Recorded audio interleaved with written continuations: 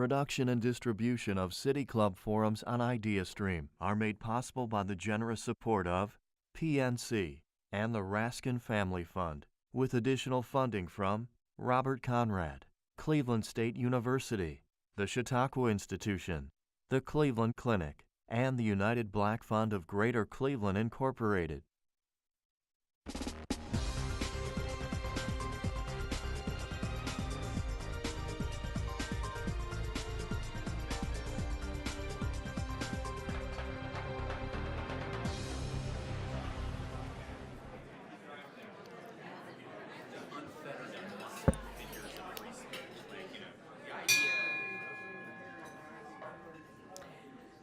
Good afternoon and welcome to the City Club of Cleveland. I'm Robin Minter Smyers, a partner at Thompson Hine and president of the City Club's board of directors. While I'm pleased to introduce today's forum, it's a sobering subject: the state of print media on the 200th anniversary of the publication of Cleveland's first print newspaper, the Cleveland Gazette and Commercial Register. There was news from all over the world in that first issue. Ships coming into port in Buenos Aires and Baltimore. Local tidbits as well. It did what newspapers do best: connect readers to the world and help them understand what might be important to them. For 200 years now, we've had that in Greater Cleveland, in one form or another. And there was a time when Clevelanders could get their Plain Dealer in the morning and their Cleveland Press in the afternoon. But since the early 1980s, the print media has faced challenge after challenge, beginning with the 1982 shuttering of the Cleveland Press. I won't go into the various challenges facing legacy media institutions here and around the country. We've all likely seen last week's coverage of the cuts at the Daily News in New York, which are just the latest example of growing trends. But it's worth saying that, as an institution dedicated to exercising and celebrating the First Amendment, we here at the City Club see ourselves as aligned with the media, and we understand, too, that among our founders were some dedicated newspapermen without whom our City Club might not have survived. We're so excited, though, to have NPR's David Folkenflik here to discuss the state of legacy print media. Mr. Folkenflik has long been NPR's media correspondent. He joined NPR in 2004, and next month will begin a new chapter as the co-host of WBUR's On Point, which you hear weekday mornings on WKSU. He had a decade-long career in print before public radio with the Baltimore Sun and the Durham Herald-Sun. He's also the author of Murdoch's World, the last of the old media empires. Ladies and gentlemen, members and friends of the City Club, and fans of newspapers, please join me in welcoming David Folkenflik.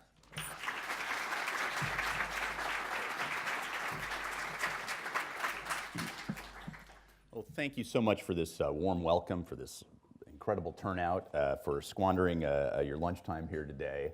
I appreciate it. I appreciate also, just take a moment and appreciate what you guys do and what the City Club does here in Cleveland as a convener of constructive conversations, not simply for alliterative purposes, but because it's useful for the community itself. It's what we do when we're doing things right on public radio. It's what we think about as we're doing in the media. It's what you guys are doing every day.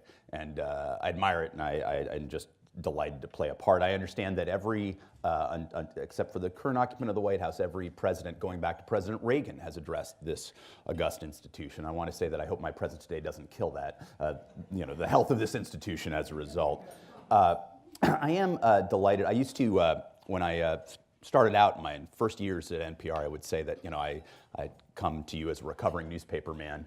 And I still have friends at the network who call me the newspaper guy, although I will point out I've been with NPR just shy of 14 years, and my entire professional newspaper career was just over 13 years, so I've actually flipped the balance. They still think of me as the newspaper guy, so there's something about the newspaper that matters to me.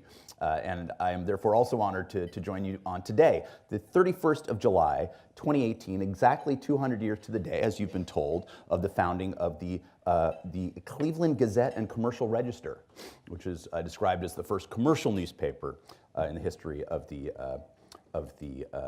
city. It was fascinating to me to go back. I went back and I read a piece published, I believe in 1924 in the American Historical Society. I'm sure all of you read that before you came out this morning.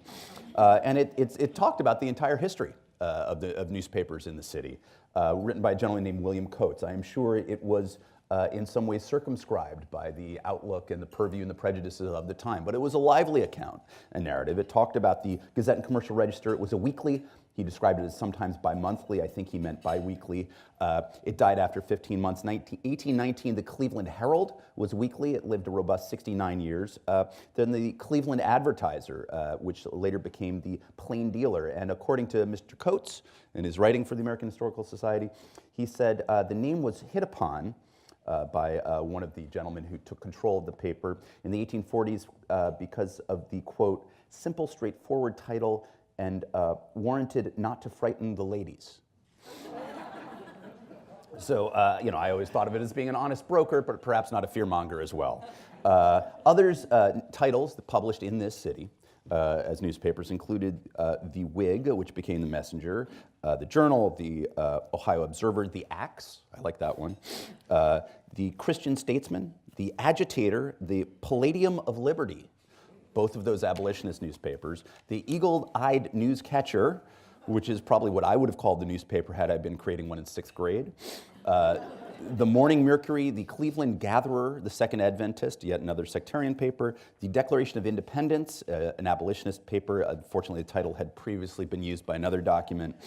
The True Democrat, and the Daily Forest City, which I was very interested to learn was founded by Joseph Medill, who later on went to become the key editor of the Chicago Tribune. Now, that takes us up roughly to 1861 in the Civil War. I'm not going to do what else follows. But I thought it was fascinating to read that robust history of what, this was like startup territory, right?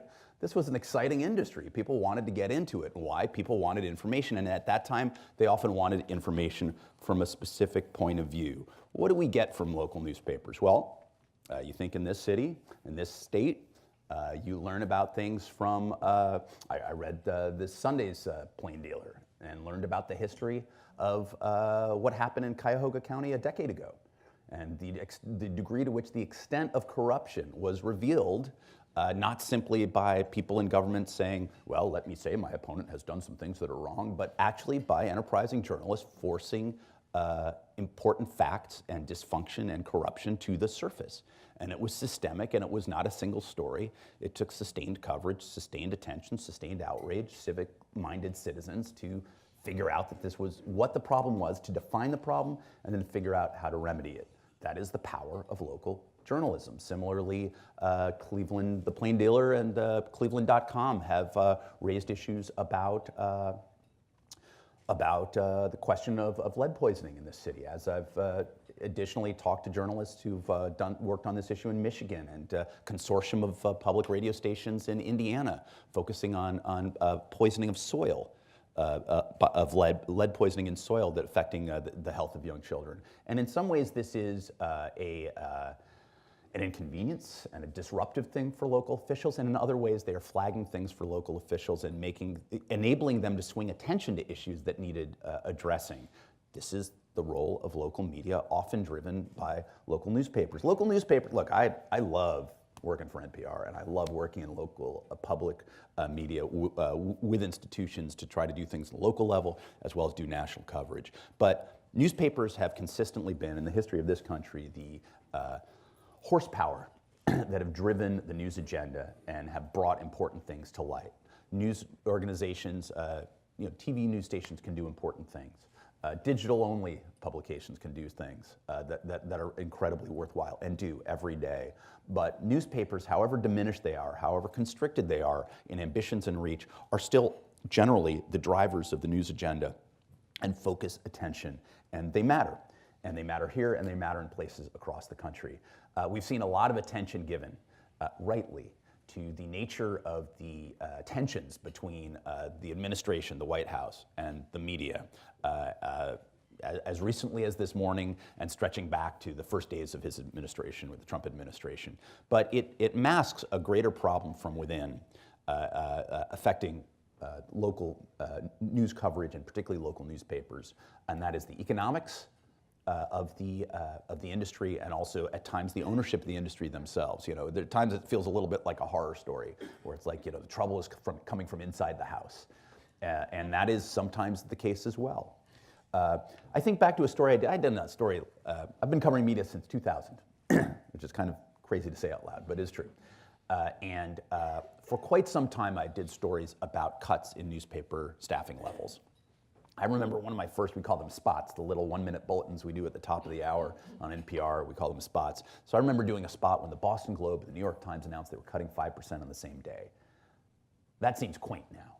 Like, that seems like, oh heavens, 5%, mercy. I don't need to spend a minute telling the public about that. They have other things they need to know about that's happening in their community and their world. Now the cuts can be much more dire. So in 2009, I decided, fine, I'll do a story and put this story to bed. So I went to Hartford, Connecticut, and it was not simply because the Hartford Courant had refused to hire me out of college, but in the Hartford, Connecticut, I went and I said, what would happen in Hartford if the Courant were to go away?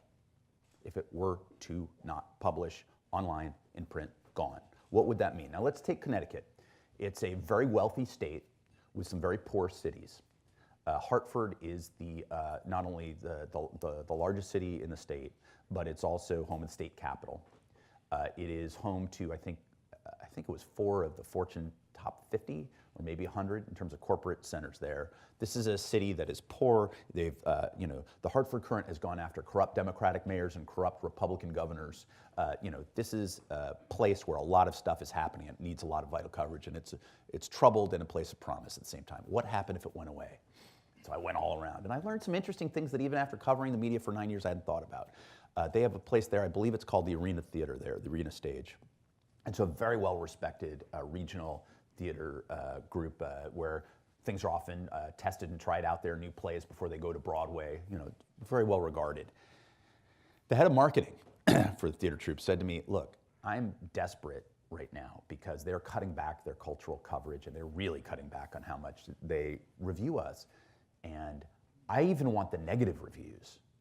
I want people to be engaged. I need people to care about and think about what we're doing and value what we're doing. So yeah, I don't like it when they slam us, but I want them to care enough about us to let us know if we're doing it wrong, or at least engage in the argument with us, in the conversation with us, and not just pick up a glossy photo of somebody in rehearsal and not tell anybody anything about the ideas that are driving this or the excitement involved. There has to be more than that. I thought that's really moving. I talked to politicians, I talked to other figures, and then I talked to the head of Trinity College, historian, Texan, clearly a great conversationalist. And I said, sir, what would you do if this paper here in your city were to go away? I paused and he looked off. It was very thoughtful, beautiful oak paneled room. It was gorgeous. He said, I think I would give the most stirring eulogy. Yes, I think I would. I said, great, what would you do on day 2? Like, what are you gonna do about it?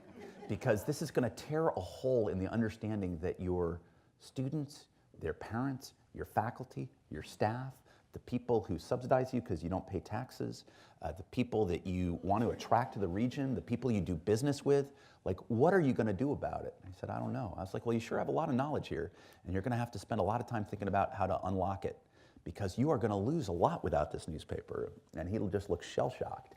And I was kind of shell-shocked that he looked shell-shocked and he hadn't thought about it. And it struck me that this is really a thing. In 2009 also, my old friend and the former Baltimore Sun reporter David Simon, who has a little sideline as creator of things like The Wire and a number of other shows on HBO, and is just an extraordinary talent, and was an out-of-his-mind talented police reporter in Baltimore back in the day.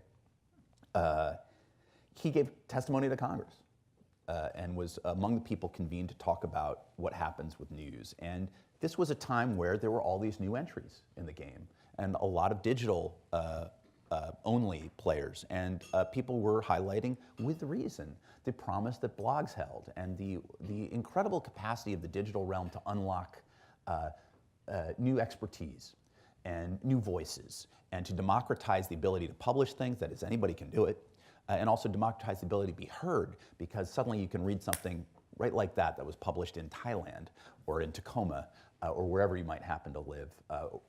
You could read it from places across the world. And Ariana Huffington was on that panel as well. And she said, the Huffington Post is ambitious, and we want to do original reporting, and we're fanning out across the country, and we're telling good stories that haven't been told. And in some ways, she was telling the truth, and I think that's even becoming more true now under her successor, Lydia Polgreen, who came from the New York Times. But what David Simon said was right. And he said, I think it's borne up almost a decade later, and he said, the moment that you can show me the bloggers that will go to the Baltimore County planning boards and report week in and week out on what's happening there in a way that the public will be able to read and absorb and have meaning to it, is the moment at which I'll worry less about the fact that the Baltimore Sun is being cut back so deeply. At the time, he was seen as something of a dinosaur, and I think his words ring really true. In that I think there is this great thing about democratization of voices, and there is the inclusion of voices from all overs, and newspapers have had to be far less imperious and arrogant about the authoritativeness they have. They've been forced to be more transparent much of the time about how they're reporting, what they're reporting. They've been forced is crazy, but yes, genuinely forced to bring in voices they didn't include because outside figures and bloggers and critics could get together and say, you're not listening to whole segments of your community. And so I think there's been ways in which this has been great, but the concurrent, undercutting of the financial basis of newspapers, as well as their, at times, imperiousness, I think combine to really undermine their standing and also undermine the financing to pay for the journalism they've done. I think back to a story I did in 2010, so a year after David's testimony and also a year after I had gone to Hartford for that thought experiment. 2010, my dad calls me. I'm from Southern California. I'm from about an hour south of LA. Grew up in Orange County. And my Los Angeles Times, the newspaper I grew up reading. And he said, you've got to read these articles about the city of Bell. It's just unfathomable. And I knew Bell like an off-ramp off, I think it was the 710 freeway. I didn't know anything about it, although it was 40 minutes from my home. And the LA Times day after day was documenting one of the most astonishing examples of corporate corruption I've ever seen. The entire infrastructure of the town was corrupted. I believe the city manager was making just about $900,000 a year in a city of probably under 30,000 with a median income that was at or just under half the average for California as a whole. City council members were making six figures for this part-time job. There were contracts given up for tens of millions of dollars where they didn't know where the money went. And when people, I went there to do a story to hail, this is great civic-minded reporting, relentless by the Los Angeles Times. And I think it's important to highlight terrific reporting and say, how did this get done? And I went there and it was great. But the fascinating thing is I also spoke to about 30 residents of the town. And what I learned was, this was a town where police served as the enforcement arm of this ruling political cadre. And so dissidents and critics were scared and silenced. One guy who decided to run for city council undecided to run after there was severed rabbits, decapitated rabbits appeared in his backyard.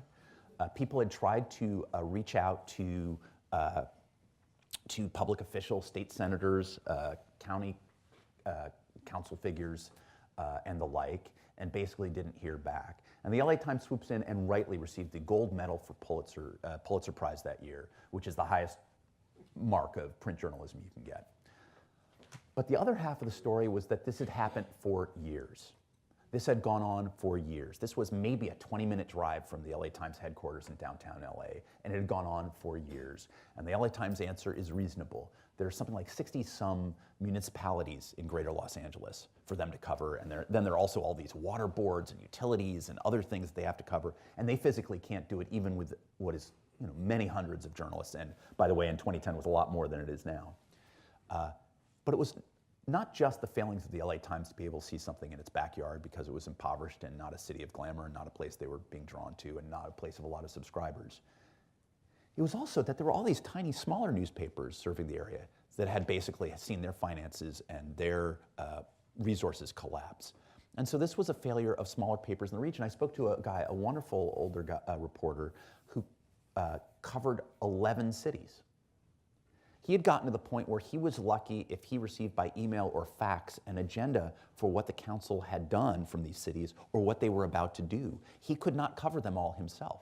So even the Torrance Breeze, the local small paper nearby didn't have the wherewithal to cover these things. So the thing to remember is twofold. One is we don't know what we don't know. And newspapers, and I don't think of it as decline of print, but I think of newspapers because that takes in what they do digitally as well. A city like Cleveland, cleveland.com as well.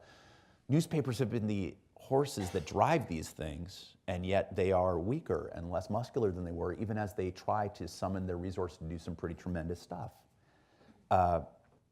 In Bell, it was a collapse of the local news infrastructure, and that meant that the city was completely corrupted. There was a study that was done recently, I believe it was released this spring, in which it suggested, and it was a narrowly defined study, but trying to look at this again, what happens to the cost of bonds, which is effectively how cities and governments borrow money, in cities where news organizations have significantly diminished or collapsed.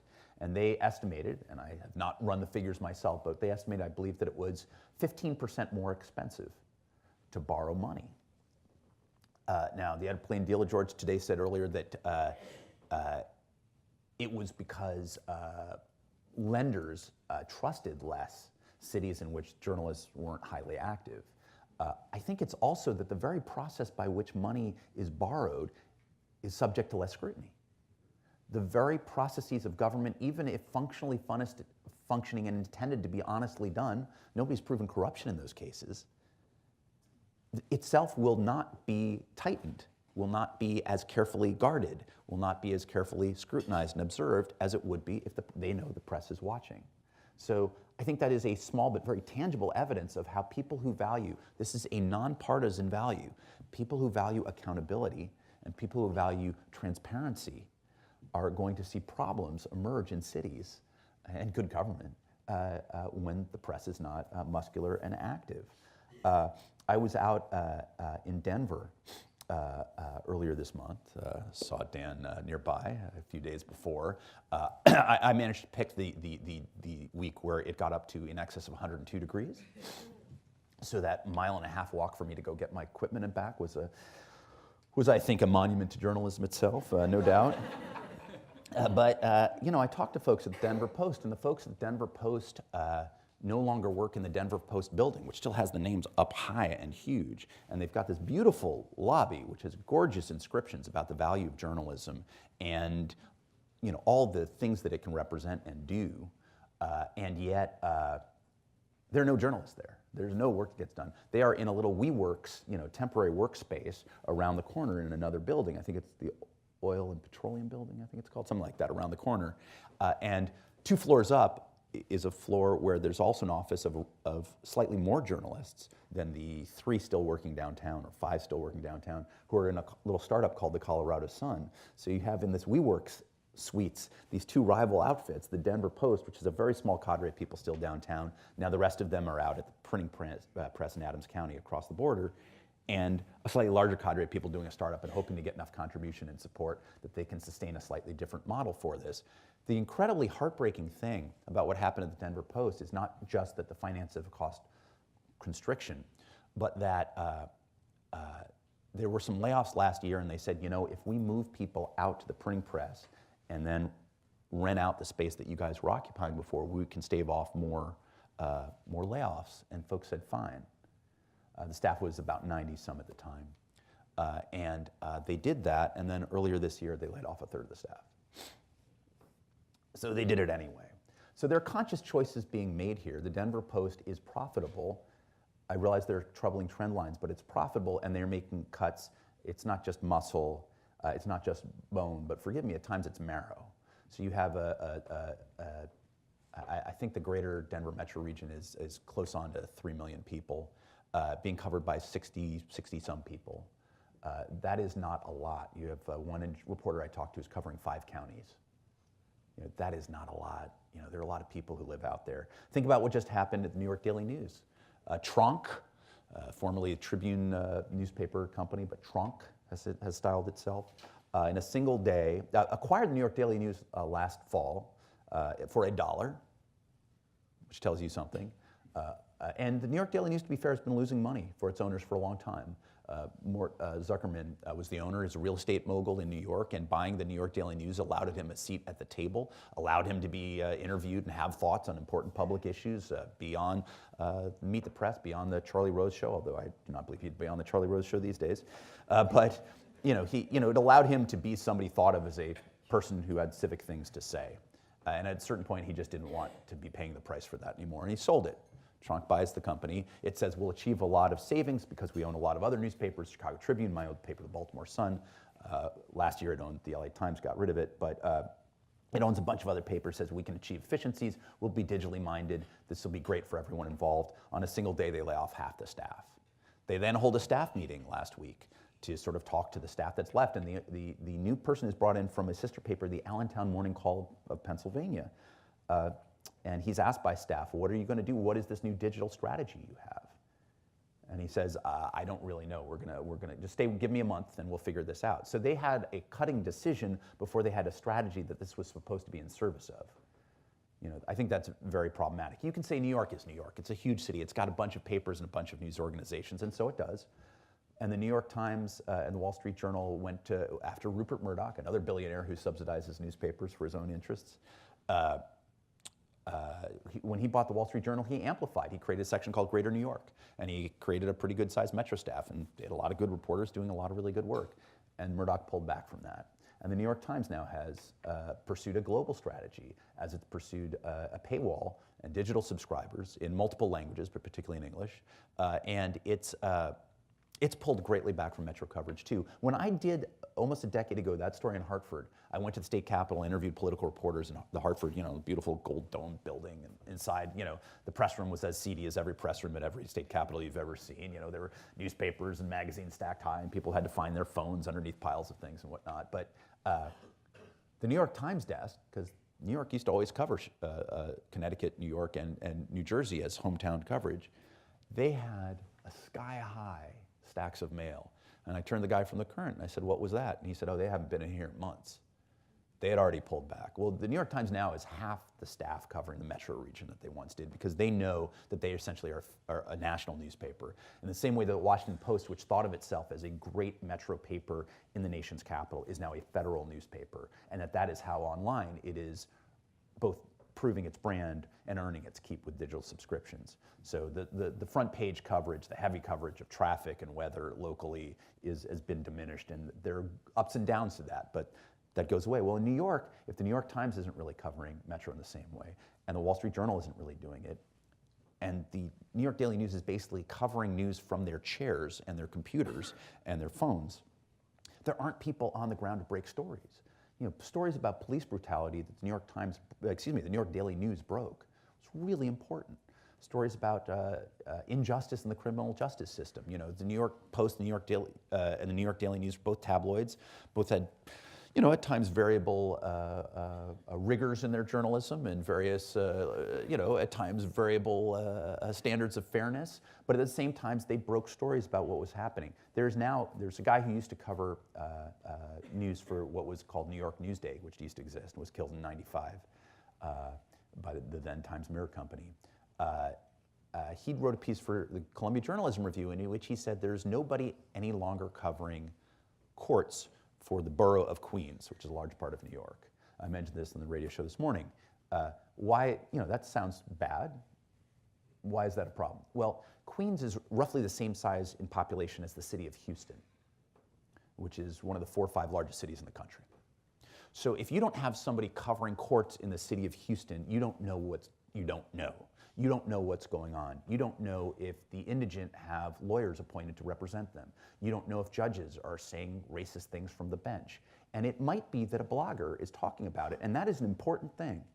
Like, I'm not dismissing people who are not professional paid journalists from being involved, or people who are but doing it for non-major news organizations. What I am saying is when that happens, as it did for the city of Bell, if a major news organization with some muscle power, some fearlessness, and with enough corporate wherewithal to have lawyers to protect you against powerful figures in government, if you don't have something like that amplifying that issue, looking at it, defining the issue, identifying possible solutions, bring full attention to bear, and being fearless about it, those issues don't get acknowledged and addressed and remedied.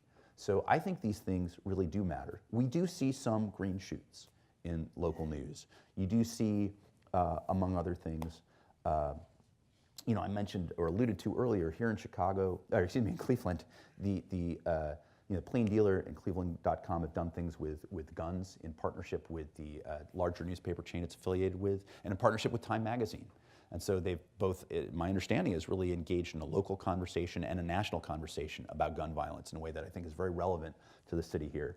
Similarly to the questions of kids who are raised in families without necessarily present or strong parental structure. It seems to me that they're sponsoring a form of civic engagement around this issue and bringing resources and attention to bear to this, and consistently. And it costs money and time and person power to do it, but it's being done. I think it's been some years now, but what the Toledo Blade did with certain questions of corruption in state government, I think it was around the state auditors, something to do with coins at one point. It was all a little Baroque when you're out of state, but when you looked at it, you were like, my God, these guys at the Blade are tearing it up. And it was important stuff, but we wouldn't have known that without them. And people, even with, the one thing that I do admire is people go into newspapers not to get famous and not to get rich, which is good because they're unlikely to get famous or rich. But they're doing it most of the time because they believe in something, and often they can conjugate verbs as well, and that's a good combination. And in doing that, they can shed light and bring insight and attention to things that need to be done. You're seeing a lot of partnerships in ways that I think are really important. You're seeing partnerships particularly with certain kinds of new nonprofits. You're seeing ProPublica partner not only with major news organizations, not only with the New York Times or NPR or 60 Minutes, but also with local ones, and doing some really wonderful and granular investigative reporting in ways that I think sort of turbocharge what local news organizations are able to do. Similarly, the Marshall Project, which former New York Times editor Bill Keller heads up, has done some wonderful work, also teaming with local news organizations on identifying problems with criminal justice and law enforcement and constructive ways to look at these things. You're seeing public radio, I think, play an increased role and a more muscular role than it used to, and I'm really proud of that. And one of the things that I really like is the emphasis we've seen on the connections that that NPR can help do to knit together the newsrooms of various local member stations so that they can amplify what they do and bring a more regional and less sort of isolated attention to bear. And it was amazing to see from the creator of content that often includes words we would never say on our air, but Seth MacFarlane, the creator of The Family Guy and the guy who wrote the movie Ted and others, stepped up. And he gave, if I'm remembering it correctly, $2 million to NPR and $500,000 to KPCC, one of our big stations in Southern California, to amplify and provide money and support for our reporting, but also particularly the reporting that member stations do together. That is to make sure that local reporting is very much a part of what we do at NPR and also part of what they do. And that's a small example of ways in which we're trying to make a difference. In Indiana, as I said, along the Ohio River, you see it in the Southwest on issues of immigration and others. And you're seeing new little cross currents in New Jersey. The state has funded a $5 million fund. It's a much more modest amount that they were initially toying with. It's money off the sale of basically transmission bandwidth for TV stations. But $5 million is a little seed money for journalistic outfits that are struggling to cover local communities. There are issues with this. There are questions about how you insulate it from political pressure. NPR and public radio and public broadcasting have wrestled with those issues throughout its existence, but I think on the whole managed it well and also provided a real service to the public. I'm interested to see how this plays out in New Jersey, but you're seeing a state government, the state legislature, deciding that it's concerned that simply to rely on larger news organizations in Philadelphia and New York to come down and cover New Jersey isn't going to do it alone, that the New York Star-Ledger and NJ.com, which are sort of the dominant news organizations in Jersey, can't do it all by itself. And I think the people at the Star-Ledger would acknowledge that fact. And you're seeing ways in which people are trying to bind choices. And you're seeing, and I'll finish with this in just a moment, but you're seeing ways in which people care about their news organizations in ways and are acknowledging it and thinking about it in ways they didn't. Maybe in ways that perhaps that president of that college hadn't thought through when I went to visit him. I used to go to barbecues or cocktail parties or whatever, in Baltimore, and people say, "Oh, what do you do?" I'd say, "I'm a reporter." They'd say, "Who you work for?" I'd say, "I work for the Baltimore Sun." They'd say, "Oh, you know what I hate about your newspaper? You're like, am I bleeding here? You know, did I tell you what I don't like about your utility company? Like, how does this happen?" But people felt an ownership, and they felt they could slap back at you. You go around and say, "I work for NPR." People say, "Oh, you know what I love about NPR?" I did not expect that when I joined NPR. I think people are acknowledging more of an emotional stake in their news organizations. I think you're seeing it in the way in which people are sort of, flying a flag for the New York Times and the Washington Post. I think you're seeing, and some of that may be partisan, but some of it I think is also an appreciation as it is under rhetorical attack of what is done. There was a fire not long ago, just a week or two ago, in Woodstock, Vermont at the Vermont Standard. And it threatened the newspaper's building, and it burned it down. And two things happened. People provide sort of a supply line to, the publisher said, let's just get one of those computers out because there's a software that let us get the newspaper out, because for decades they haven't missed a single day or a single issue in publishing. And people went in and got, I think it was all 13 computers out by performing a human chain and link, and it was really quite something. And of course, it being Woodstock, Vermont, not only did the local sandwich store make sure to feed everybody, but it was with prosciutto and arugula, and it was what we like to say is community appropriate. So there was that. And the other example, obviously, we talk about rhetorical attacks, the Annapolis Capitol. The way in which the community rallied, I'm sorry, a friend of mine was killed that day.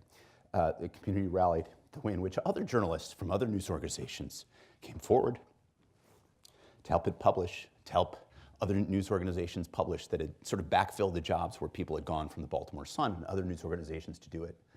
Showed an emotional stake.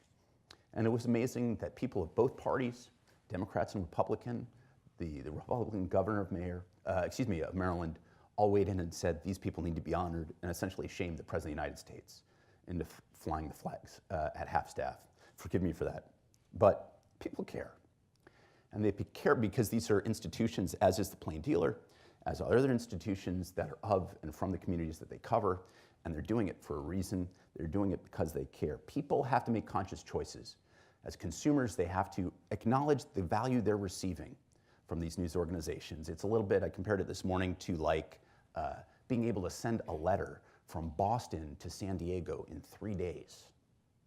I mean, we don't always think about that, but the U.S. Postal Service, for all its problems and all the troubles that were recently revealed in Ohio, the U.S. Postal Service is kind of amazing when you think about it. What newspapers and news organizations deliver every day is often quite amazing. Flawed, fallible, mortal, human endeavors, shortcomings that need to be called out. But that's very different. We need to understand and value what it is they provide, the role that they play, and the owners need to be held to account. Do they value it? Are the owners of the Denver Post at Alden Global Capital, are they valuing it, or are they just harvesting it for profits while it can still survive, and then they're going to leave its carcass by the side of the road? Trunk, does it have a strategy? If they want to justify cutting the New York Daily News in half, do they have a strategy, or are they just slashing it and coming up with strategy after the fact? Owners need to be held account to by their communities, by their shareholders, and by the public.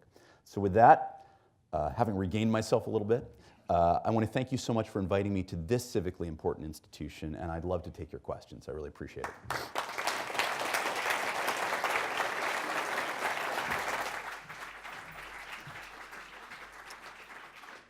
Today, we are enjoying a forum with David Folkenflik, an NPR correspondent and the new host of WBUR's On Point. We're about to begin the audience Q&A. We welcome questions from everyone, City Club members, guests, students, or those of you joining us via our live stream. If you'd like to tweet a question, please tweet it to @theCityClub, and our staff will try to work it into the program. Holding the microphone today is Youth Forum Council Chair T. Olu or Sonia, and may we have the first question, please? Yes. Not saying anything people in the room don't know. I think that there's a kind of a war going on about what constitutes fact and what constitutes truth. And I'm curious as to whether you think that there are particular advantages to online media, to broadcast media, and to print media in terms of being able to report truth and substantiate fact over each other. Such a good question. My favorite novel that I read in school was Robert Penn Warren's All the King's Men, because it really was about the nature of fact and truth, and sometimes the tension between immediate facts and greater truths. And that has sort of always been in the back of my mind as I sort of operate as an amateur student of history and as a professional journalist. In answer to your question, does broadcast or print or online have an advantage in conveying truth, capturing truth and conveying facts? And I would say yes. Each of them have their strengths, and each of them have their drawbacks in some ways. One of the things I love about the digital age is that you can link. You know, I mean, we're being asked, there's such a fire hose of news and information and misinformation and disinformation at the moment, that what is being asked of us as news consumers is a much more aerobic enterprise than at any point in our nation's history. Like, we're gonna have to really work at it to earn it. It's upper tier stuff, and it's exhausting. And I think that's why many people sort of look to what's sort of sent to them rather than seek it out. On the other hand, we have the ability to check out not only multiple versions of events that transpire, but also to follow down the rabbit hole to original sources. You know, one of the things that I like to do if I'm reading a new columnist or somebody who's making an argument about something journalistically is I want to click on the video and see if the video really is captured by the depiction in the article or the story. Is the context fairly played out? Is the clip played in a way that is fair? Am I grasping the meaning from the account and the narrative that I would have had I been present? And it's not to say is it exactly the same, but I'm just saying is it a fair depiction of events? And I think the ability to go to the original sources and watch the video, to click on the lawsuit and read the deposition myself, to look at original documentation is greater than it ever, you know, you can do it from your desk. So that's enormously, I think, intriguing, but also reassuring dynamic from certain kinds of online presentations of news, because you can suddenly get confidence, acquire assurance that that reporter or that news outlet is committed to doing things in a fair-minded way. And so that's why I think links are a really useful thing, and you know, online components are very valuable. Broadcast, you know, is intimate, radio in particular is intimate, and podcasting, and transportive. So you can tell a story and capture truths and take people there in a way that isn't being dictated to, and it's not, you know, there are conventions of TV that sometimes distance you a little bit from it, saying, well, I'm here and you're not. Radio is like, we're all here together, let's go, come on. And it's exciting that way. So I think radio is often overlooked and through podcasting rediscovered as an incredibly intimate and connective medium for that. And you know, print publications are going to be less ethereal than broadcast in that you can hold on to it and reread it again, and go back to it, you know, as many people do with the New Yorker stacked up high. You know, read it again and figure out whether it still speaks to you in the same way. I think that, you know, we're in a time where you needed blended approaches. I think there are times where reading things digitally can be the most valuable. I think there are times where getting the news through, you know, one of our apps at NPR on your walk to work or you know, on the exercise bicycle or something may be both an effective and a fulfilling way to get the news. And it may not feel as much work as sitting down and reading at times. I personally find a print newspaper to be the most satisfying way to read newspaper news, but not everybody shares that.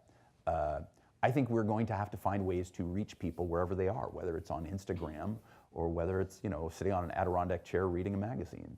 Like, we're going to have to get that news out in a variety of different ways, each news organization as best it can. And not everybody's going to do everything well and own it. But I am glad we're in a digital era so that we have the ability to, you know, check the veracity, to understand ourselves, the context, to figure out how fairly news organizations have done. And while that's uncomfortable for news organizations, I think they now welcome that as well.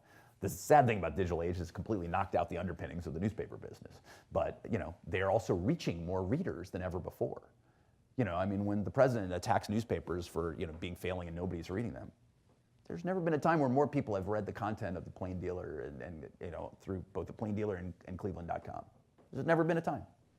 You know, it's just never been more people. You know, tens of millions of people are reading newspapers, the New York Times and the Washington Post, that just would not have happened in print. So it's the best and worst of all possible worlds.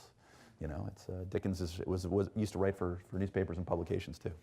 Sorry. Good afternoon. I want to thank you. You have a very, very important presentation. And since I'm a school teacher, I always think about our students.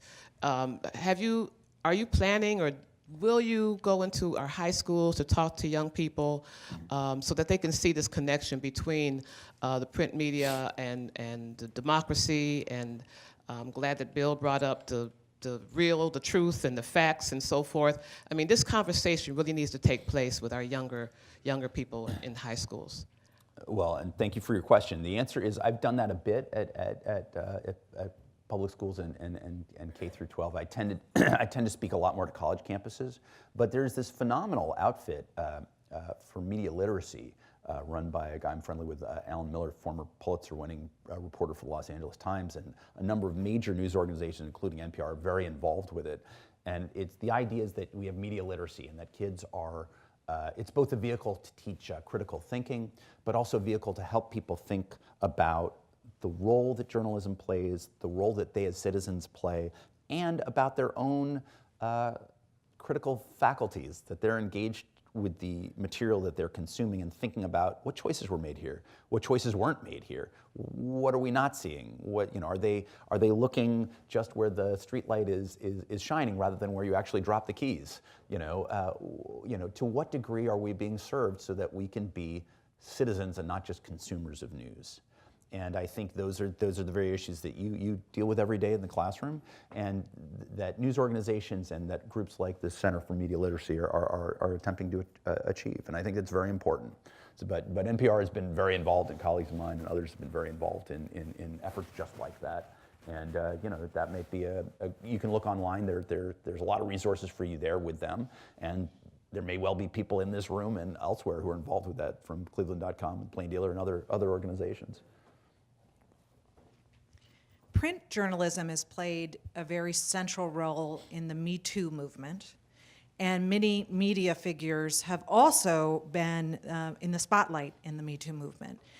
What explains those two phenomenon? How should we feel about it? How do you reflect upon it as somebody who covers the media?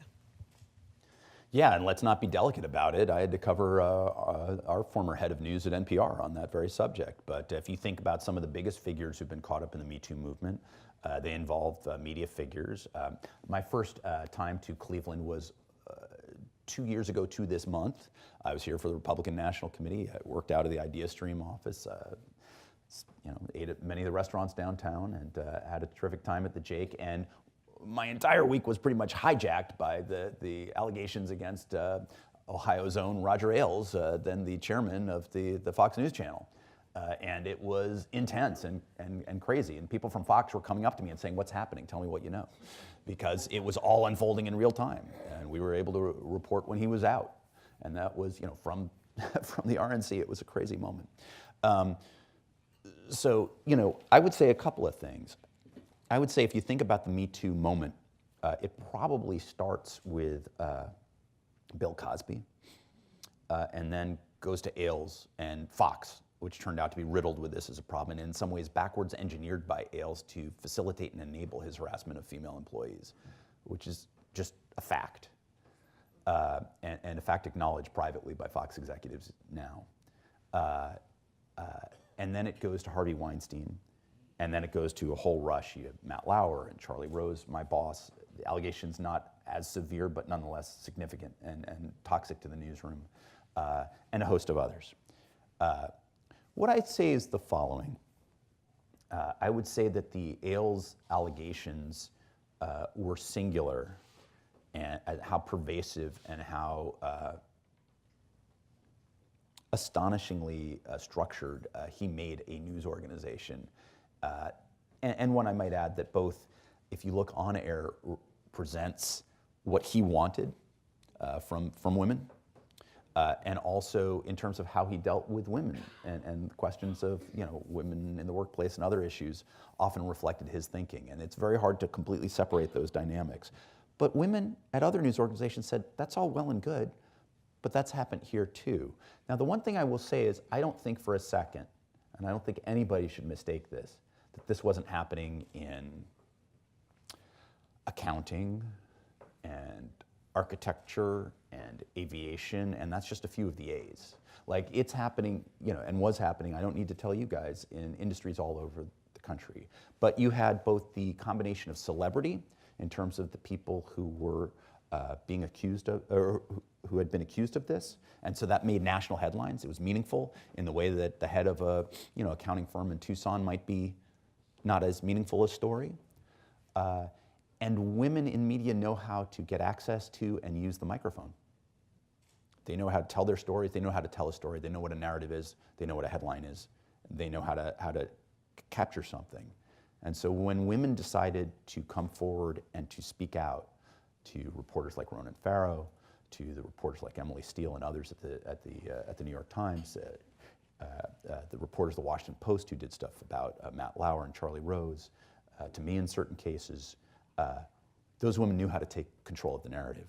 And so I think it's not an accident that it affected most, in significant way, the celebrity side of the news business, and also not an accident that you had women who could figure out how to tell the story. And I think that made a huge difference, and I credit them greatly for it. People can say with reason, why wasn't this reported before? And that's right. But I can tell you, because I did reporting on my boss a year and a half before a story came public, I found one woman who had filed a complaint and she had felt it resolved appropriately. He had been warned by our general counsel and our CEO that it was unacceptable behavior. And there was a phantom second instance that I could not prove, that I was able to verify later after the story broke out. And is a single instance of an uncomfortable dinner national headlines if a woman says, I felt it was handled appropriately and I'm not willing to put my name to it and I'm not willing to even talk on background to you without my name? I didn't think that was a national headline. I had essentially a mental Post-it note on my terminal every week to think about, is there something else going on? Like, I was on guard, there was a tripwire there, but it took women to decide, we are gonna own this story. There's no shame to us for this. We're gonna tell this story. However, Gretchen Carlson is doing a lot of really interesting and cool stuff. She was the original person who filed suit in July of 2016 against Roger Ailes, but you don't see her being hired by CNN or NBC. There can be a cost to these things. She walked out, before paying taxes with $20 million, and her family is extremely wealthy, but that shouldn't be the determination of whether or not you have a full career in the profession you seek. So, it took women deciding, knowing how to use the microphone, deciding to use the microphone. I grew up in a blue-collar family in a very small rural town, and yet my parents took 3 and sometimes 4 daily newspapers. I have no doubt that that's part of the reason I became a first-generation college graduate and hang out in joints like the City Club. Can the digital media get a kid interested in the news and in civics and in politics the way sitting down and reading the paper and all of the different columns did? So I think it's possible. I think, if you look at news organizations like Vox, where they do explainers, they go behind the news. They don't tend to, that's Vox, V-O-X, I might add. That they do some wonderful stuff, and they try to interest people in the issues behind the policies and the results of policies. They try to analyze it from a variety of directions. I think it's a very lively news organization. It's great. New York Magazine has become kind of a national publication in a way it never was. It was read by every media executive in New York City, but most people out of New York had never heard of it. But thanks to being online, you have these long narratives, often about politics and culture and sexuality, education. It's a good publication. They do a lot of smart stuff. That now has national reach, and kids can stumble across that and be interested in the same way that perhaps somebody growing up in the 50s and 60s might have been interested in something in Harper's or in Esquire or the New Yorker. Yeah, I think there is great promise. I mean, people are able to. We all have to pay for it. People forget we're all paying for broadband access. It's not like we're not paying for stuff online. We're just paying to different people. We're paying the people who do the tubes, not the people who put the content through the tubes. And that's kind of the disjointed nature of the finances of it, right? But in terms of digital stuff, I think there's a lot of really intriguing stuff, and partly it's the question of, what are your friends sharing? Because those are the ultimate validators. People you are friends with in person or online often are the conduits to other information, and that can be total terrible stuff. It can be made up stuff, or it can be worthwhile.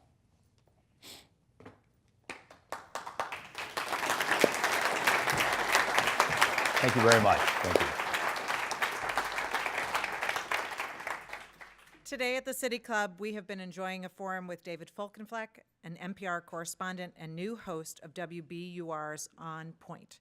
Today's forum is sponsored by Cleveland.com. We have many representatives from that organization with us today. We appreciate your continued support for City Club programming. Today's forum is also the annual WCLV forum endowed by Robert and Jean Conrad. We thank them for their support of the City Club. Our community partner for today's forum is Cleveland's first bicentennial newspaper committee.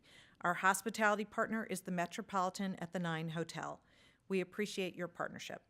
Lastly, we welcome guests at tables hosted by the authors of Plain Dealing. We thank all of you for being here today.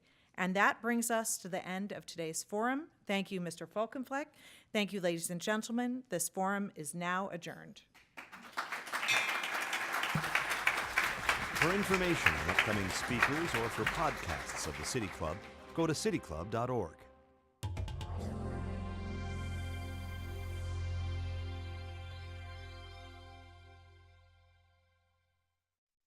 Production and distribution of City Club forums on IdeaStream are made possible by the generous support of PNC and the Raskin Family Fund, with additional funding from Robert Conrad, Cleveland State University, the Chautauqua Institution, the Cleveland Clinic, and the United Black Fund of Greater Cleveland Incorporated.